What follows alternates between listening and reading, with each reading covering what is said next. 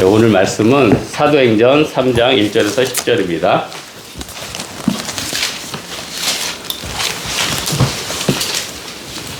제가 한 절 읽고 한 절 교독하도록 하겠습니다. 제9시 기도 시간에 베드로와 요한이 성전에 올라갈새 이는 성전에 들어가는 사람들에게 구걸하며 날마다 미문이라는 성전문에 두는 자라. 그가 베드로와 요한이 성전에 들어가려 함을 보고 구걸하거늘 베드로가 요한과 더불어 주목하여 이르되 우리를 보라 하니 그가 그들에게서 무엇을 얻을까 하여 바라보거늘 베드로가 이르되 은과 금은 내게 없거니와 내게 있는 이것을 내게 주노니 나사렛 예수 그리스도의 이름으로 일어나 걸으라 하고 오른손을 잡아 일으키니 발과 발목이 곧 힘을 얻고 일어서서 걸으며 그들과 함께 성전으로 들어가면서 걷기도 하고 뛰기도 하며 하나님을 찬송하니 모든 백성이 그 걷는 것과 하나님을 찬송하는 을 보고 그가 본래 성전 미문에 앉아 구걸하던 사람인 줄 알고 그에게 일어난 일로 인하여 심히 놀랍게 여기며 놀라니라. 아멘. 기도에 몰입하여 은혜의 금맥을 발견하라 라는 제목으로 말씀 증거하겠습니다. 예수님 공생애 당시 제자들은 이 기도하는 게 힘들었습니다. 사실 예수께서 모범도 보여주시고 친절히 가르쳐 주셨지만 기도가 익숙하지 않았습니다. 예수님이 옆에 계셔도 기도를 잘 안 했습니다. 십자가에 못 박히기 전날에도 그랬습니다. 그런 자들이 나중에는 하루 3번씩 기도하는 자들이 되었습니다. 이건 하나님과의 관계가 근본적으로 달라졌기 때문입니다. 하나님을 신뢰하게 되니 기도 역시 쉬워집니다. 사실 하나님이 우리가 필요한 것을 모르시겠습니까? 다 아십니다. 하지만 우리와 관계를 맺기 원하시는 것입니다. 인생이 꼬이고 좋지 않은 일이 연달아 일어나는 분들이 있죠. 그런 분들은 자신과 하나님과의 관계를 생각해 보십시오. 내가 하나님과 멀어진 게 아닌가 돌아보십시오. 문제 해결 이전에 하나님과의 관계 회복에 힘을 기울여야 합니다. 첫 번째로는 선한 것에 몰입하는 환경을 만드는 것이 지혜인 것 같습니다. 인간은 뭔가에 몰입하며 살아갑니다. 어떤 사람은 취미에, 어떤 사람은 학문에, 유튜브에, 영화에, 돈 버는데 몰입을 합니다.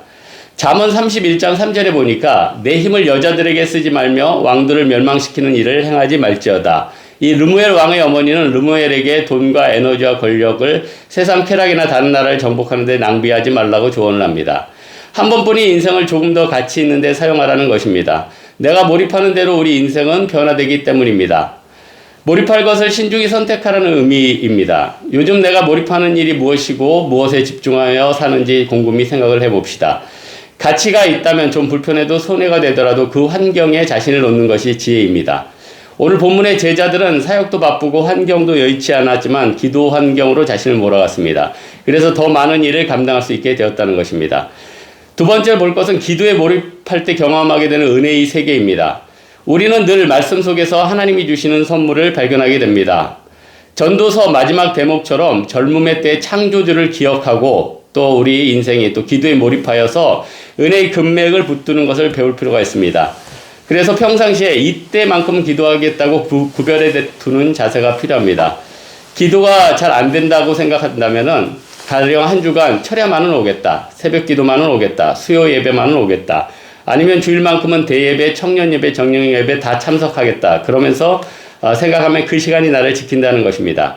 밤새 기도하다 보면 몸이 따뜻해지고 영이 열립니다. 인생의 문제가 풀리기 시작한다는 것입니다. 우리가 하루 휴가를 내서 교회에서 기도하다 보면 처음엔 문제 때문에 답답하고 눈물이 날 때가 있습니다. 그때 또 우리 하나님께서 우리를 불쌍히 여기셔서 기쁨을 주시고 회복을 주십니다. 이렇게 기도할 때 하나님께서 우리 눈을 변화시키사 세상이 어두움이 아니라 아름답게 보이고 변화되는 은혜와 감사의 은혜가 있다는 것입니다. 세상을 살다 보면 억울하고 손해막심한 일을 당하기도 합니다. 그때 아파하는 것으로 그치지 말고 하나님이 더 크게 막아주신 것을 우리가 생각해야 된다는 것입니다. 그렇다면 극복할 수 있습니다. 기도하면 감사 제목이 떠오르고 모든 것을 긍정적으로 보게 되는 은혜가 있다는 것입니다.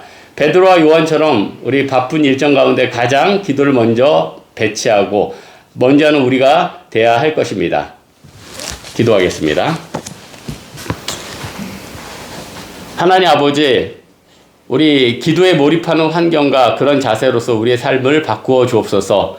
오늘 가정 예배 가운데 우리에게 함께 해주신 주님께 감사합니다. 예수님 이름으로 기도드립니다. 아멘. 예배를 마치겠습니다.